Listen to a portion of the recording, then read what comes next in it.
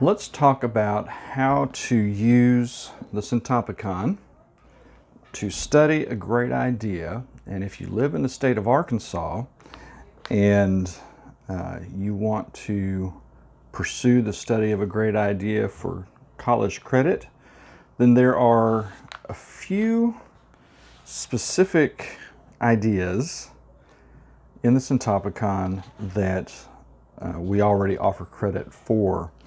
One of those is government, and we actually have a 4 credit hour course on government.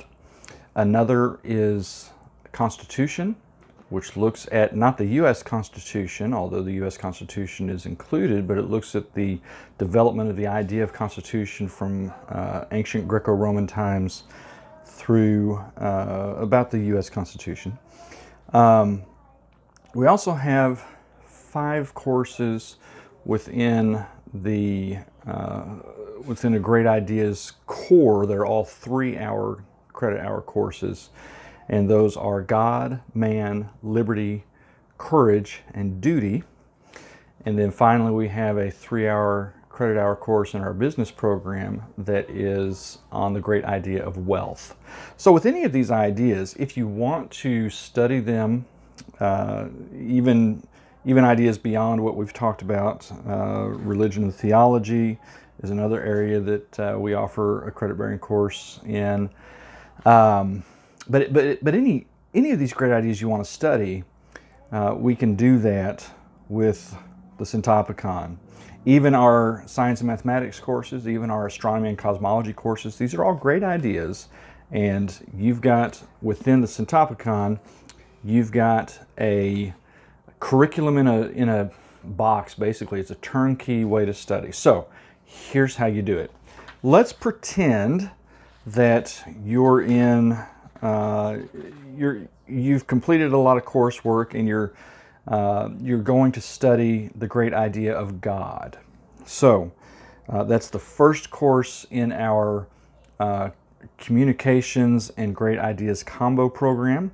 And so you would look up and see within this first volume, which is Angel to the Great Idea of Love, you would look up and find, for me it's on page 12, or Roman numeral 12 of the introductory material. It says God is great idea number 29 out of 102. And it gives the page number there as 433. So I flip over to page 433, and there is an essay on the great idea of God. And it starts out with the exception of certain mathematicians and physicists, almost all the authors of the great books are represented in this chapter. In sheer quantity of references as well as in variety, it is the largest chapter. The reason is obvious.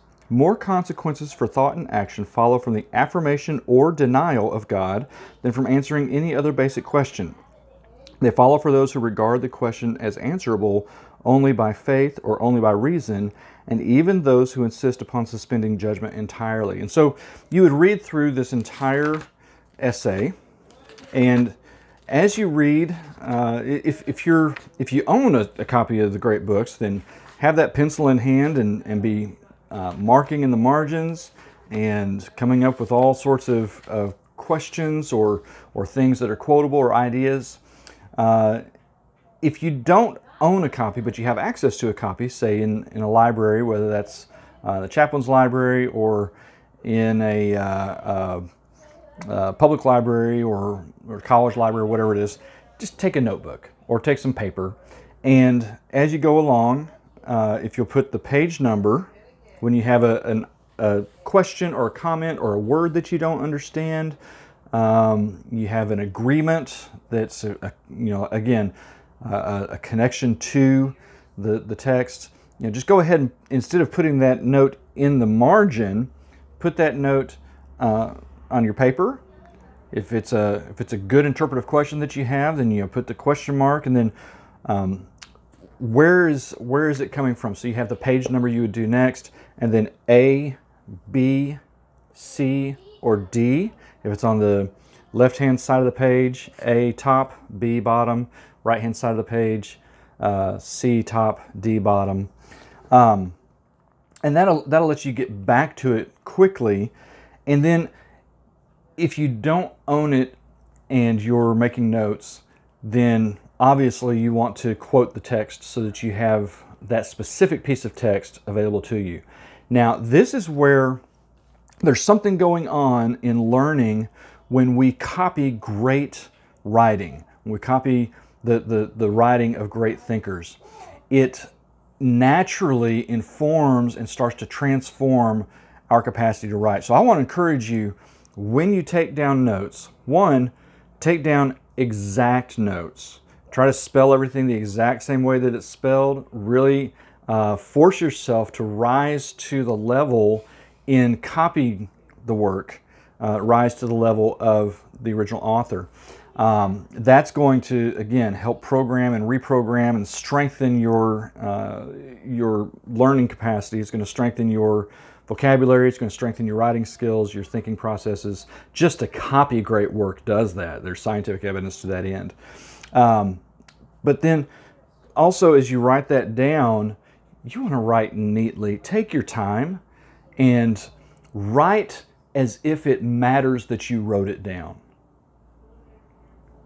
Let me say that again. When you write and you're undertaking something serious, like the information that you're putting into your brain, which is going to inform your mind and either challenge or confirm all of your decisions, and of course those choices set the trajectory for your life, copy that stuff down like it really matters.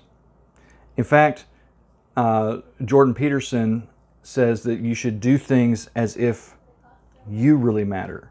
And so when you copy this down, let it be a calm, clear, careful exercise of copying exactly and neatly as if it matters that you have done this, because it does. Now, as you go through, you'll have notes sometimes off of every page. Sometimes you'll have multiple notes in a paragraph. You may have pages that go by and there's just nothing that's new. Remember, when you mark the text, you want to have some kind of system. And so that system that I advocate is a series of marks, a lowercase c for connection, an exclamation point for wow, double lines if it's an entire section, and wow. Sometimes I'll put a little flag on a hill, and that lets me know that I disagree with this thought. And I want to come back and I want to challenge this. Again, a question mark if I have an interpretive question. If it's something that there's a word that I don't understand, then I will actually put a little dash. When that's above a specific letter, it's called a macron, or you might think of it as a hyphen just between words, that kind of dash. I will do that. I'll write the word and I'll put that dash out beside it in the margin. If I'm copying the book, I'll have it in the margin, and then I'll underline just like one letter in the middle of the word.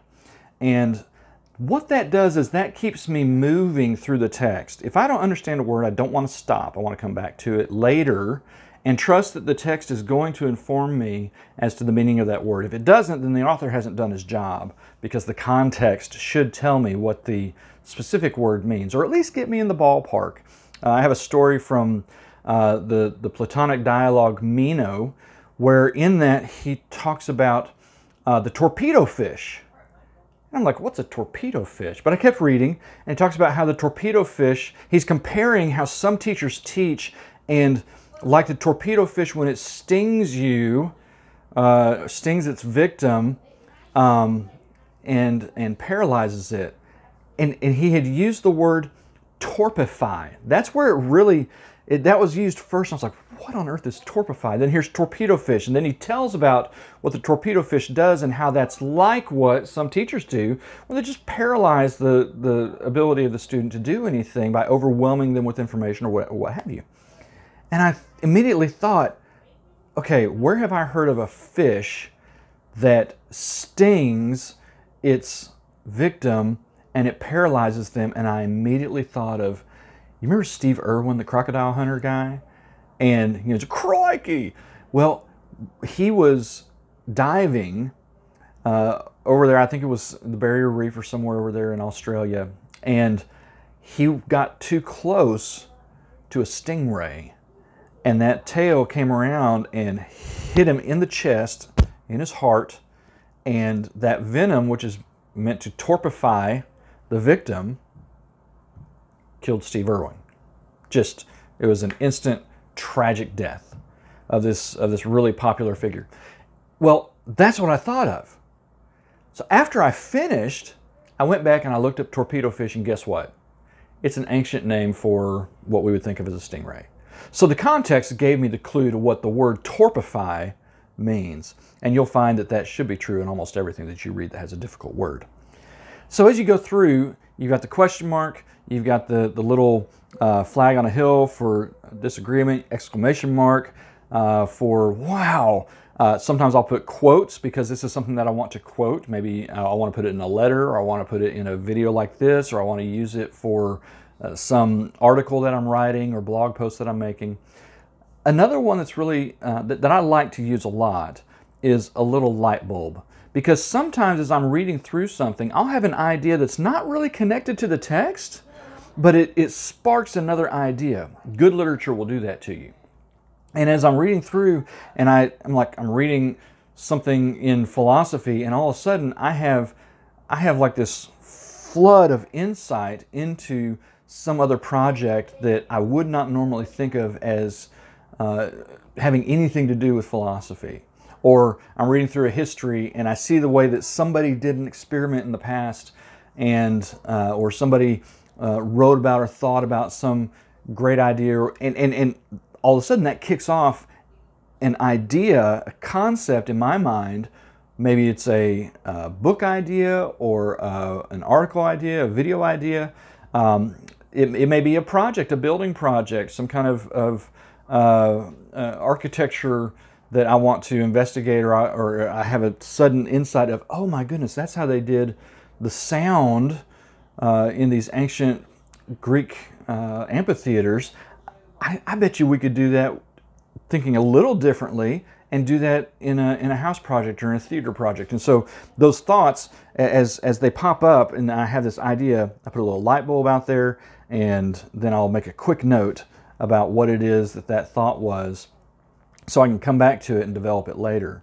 Because the key with reading anything difficult is to read it. And there are all sorts of, as we read, there are all sorts of ideas, there are all sorts of distractions provoked by the text that can draw us away from our goal, which our goal when we read should be to finish the text that we're reading. And so all of these distractions are actually opportunities to come back and re-engage and let the text teach us something about ourselves, something about our interests, something about our thinking process, something about our beliefs. And so that's where great texts, like those you'll find in the Syntopicon, those that it reference, where they can give you deep personal insight and really help your personal development. So we're going through this essay on God, and we're making all our little notes and our little marks. We're copying the text, which again, that copy work is a way to directly imprint the text and the author's capacity for good writing into our brain system of creating future works. And so we want to do that. It's good work to do that. Well, when you get to the end on page 450 in my copy, there's an outline of topics. And you would take these topics, and depending on what the requirements of the course are, in ours you do all of it, depending on what the requirements of the course are or what your interest level is, you go through and you pick those topics that are most interesting to you. So if you want to go all the way back to a pre-biblical concept of divinity, of God, then that's where he starts with the polytheistic conception of supernatural order. And then you have the nature and existence of the gods. And there are about 20 or so readings that you can pull from there. You've got the hierarchy of the order of gods, the relation to one another. The intervention of the gods in the affairs of men, their judgment, and the deserts of men. Then you come down and you have big point 2, the existence of one God. and the revelation of one God. And this starts out with Exodus and includes Deuteronomy and 1 Kings and Chronicles and Psalms and Isaiah and Jeremiah and Daniel, and even works from 2 Maccabees and Mark and Acts and 1 Timothy. And these are not, all of these readings that you see here, these are not full works.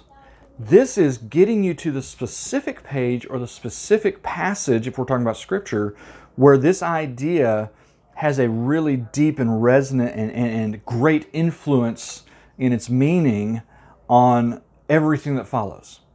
So when we think historically about the existence of one God, and we think about the biblical revelation of that idea, then these are texts that speak powerfully to the idea of one God, and that inform everyone else who comes behind in their writing and their thinking about, or their reading and their thinking and their writing about the idea of one God. And so you go through each one of these, going to the volumes in your set and reading that text, doing the same note-taking process onto your separate piece. I would have the essay and then all my notes, and then I'd start another page and I'd say, 1, the polytheistic conception of the supernatural order, and then 1a, the nature and existence of the gods, and then just put the first, volume 3, Homer, page 56, and take your notes. And then pages 378, take your notes. 379, take your notes. 380, take your notes. And then move on to Aeschylus and do the same thing. So it's volume 4, Aeschylus, and just copy down exactly how they have it here. But as you read, then put the page number in and your notes with your marking system. Put all that in your journal or your notebook or your loose leaf, however you're organizing that. That part's up to you. And as you get to the end of a section, you will have naturally put these different authors in conversation with each other. That's what a syntopical reading does. Or a syntopical study. It takes from this author on the idea, and this author on the idea, and this one. And of course, we're moving forward in time as we move through the volumes. So we're starting back with Homer in volume 3. We're moving forward all the way out, and we're going to hit all these different authors who have had a huge impact in the development of culture in the world.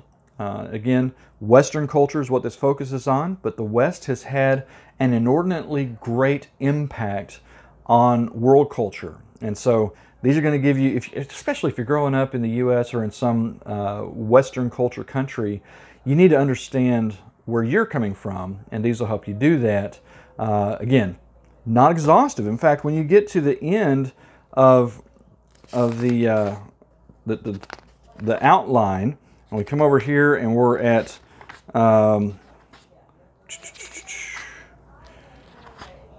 we get to the end of 11, which is the denial of God as completely transcending the world or nature, the position of the pantheist. And so we've worked through the second coming of Christ. We've worked through the denial of God in atheism.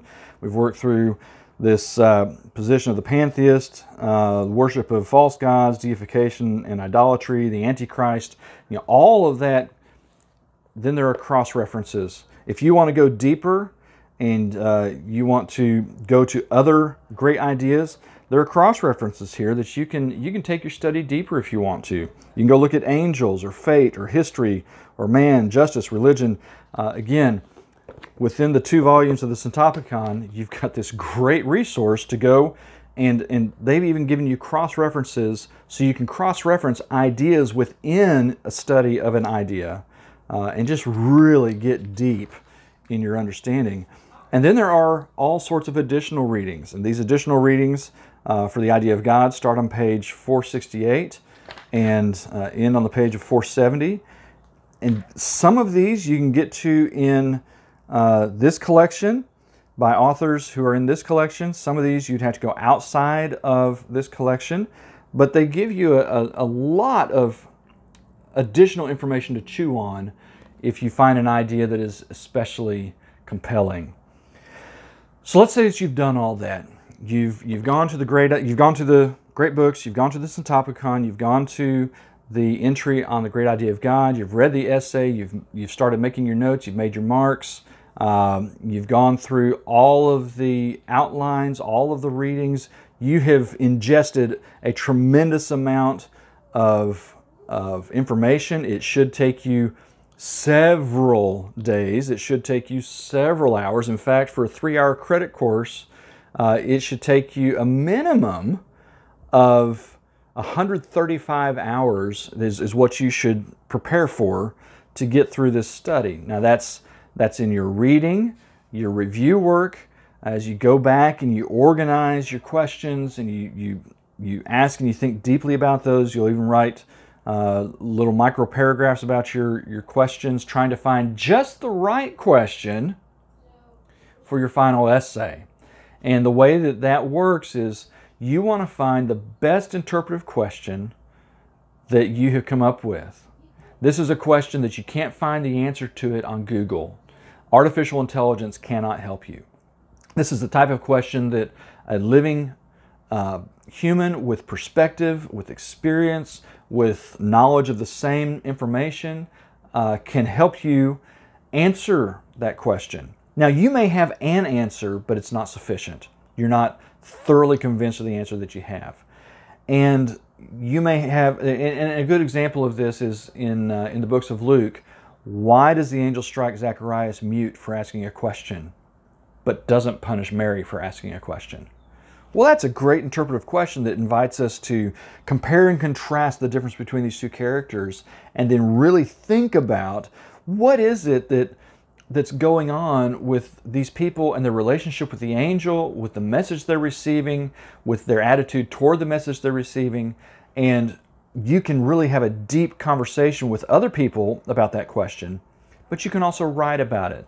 And so what we want to do when we put together an essay, and this is very introductory, rudimentary stuff right here, but if you'll do this and you'll master this process that I'm about to share with you, then when you read something like The Great Idea of God, you can come up with many ideas for a blog post or for an article, for some kind of video, for a conversation, for a presentation, for other essays. Even though this is a short essay project, you can expand this into a long essay project. And what you want to do for each of the sessions is you want to write that 5-paragraph essay. So you start with your question. Your thesis is your answer to the question. You have 3 pieces of supporting evidence for that question, for your answer to the question, and then those turn into 3 separate paragraphs. The first paragraph is whatever your first support for your answer to your thesis question is. And your second is the second, your third is the third. So what you want to do in each one of those middle layers is you want to make your claim, and then you want to quote a text that supports your claim, and then you want to make it perfectly clear how you see that text, that quote, supports your claim. So claim, quote, explain. And you've just provided the first support. Claim, quote, explain, the second support. Claim, quote, explain, the third support. So now you have your thesis paragraph, your 3 supporting paragraphs, and your final paragraph is your conclusion paragraph. Now what you want to do is you basically want to restate what you've already said, but in new terms, and maybe use some fresh analogies or some fresh imagery, and come up with a really good conclusion, and then take that conclusion, boil it down in its essence to just a couple words that turn into your title. And now you've wrapped it all up in a nice little bow. And for each one of these subsections within the outline, for each major point, you've now completed a 5-paragraph essay. And when you turn that in, and we come back, we look at that, and we look at how your writing is and how you're improving, that becomes the basis for the evidence that you've done the work. And we can take your handwriting, compare it to your handwriting. We can take your voice and compare it to your voice. We can take your personality, compare it to your personality, and we can verify that you have done the work for credits. Again, if you're in Arkansas, this will work for you. If you're not and you just want to engage at a very deep level, then I'd love to do that with you too. Leave me a comment in you know what to do. Go down there. If you like this, let me know you like it. I'll continue with it. Share it with others. The most important thing is don't just coast through life. Dig in, do some difficult work, reprogram your brain, be growing your intellect, and engaging with these great ideas as you move forward in life towards your goals. I do love you. Otherwise, I wouldn't do this. I do hope that you succeed. And if there's anything I can do to help you do that, let me know in the comments below.